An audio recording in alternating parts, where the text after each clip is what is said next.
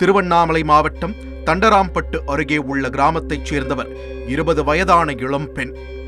இவர் தண்டராம்பட்டு அனைத்து மகளிர் காவல் நிலையத்தில் தன்னை ஒரு கும்பல் கூட்டு பாலியல் வன்கொடுமை செய்ததாக புகார் அளித்திருக்கிறார். புகாரின் பேரில் வழக்கு பதிவு செய்த போலீசார் ருத்வேந்திரன் என்ற வாலிபரை கைது செய்து விசாரித்திருக்கிறார்கள். இவரின் சொந்த ஊர் திருவண்ணாமலை நாவக்கரை பகுதி. 26 வயதான ருத்வேந்திரன் ஒரு வேன் டிரைவர். 3 மாதங்களுக்கு முன்னர் தண்டராம்பட்டு பகுதியைச் சேர்ந்த இளம் பெண்ணுக்கு இன்ஸ்டாகிராமில் வலை விரித்திருக்கிறார். அந்த பெண்ணும் காதல் வலையில் விழுந்துவிட காதல் முற்றி திருமணம் செய்து கொள்வதாக ஆசை காட்டியிருக்கிறார்.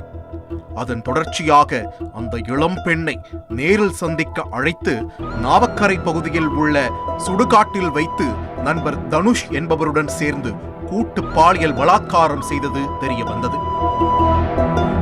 கடந்த 9ஆம் தேதி ருத்வேந்திரன், தனுஷ் ஆகிய இருவரையும் கைது செய்த போலீசார் இருவரின் செல்போன்களையும் சோதனை செய்துள்ளனர். அப்போதுதான் போலீசாருக்கு காத்திருந்தது பெரும் அதிர்ச்சி. உள்ளே பல பெண்களின் ஆபாச படங்கள் இருந்திருக்கிறது. உடனே போலீசார் அவர்களிடம் கிடுக்குப்பிடி விசாரணை நடத்தியதில் இவர்கள் பெரிய கூட்டம் என்றும் இந்த கூட்டத்திற்கு பெண்களின் போன் நம்பரை சப்ளை செய்வது ஒரு பெண் என்றும் தெரிய வந்திருக்கிறது. ஆம், அந்த பெண்ணின் பெயர் சௌந்தர்யா. 19 வயதேயான இவர் விழுப்புரம் மாவட்டம் செஞ்சி தாலுகா போத்துவா கிராமத்தைச் சேர்ந்தவர்.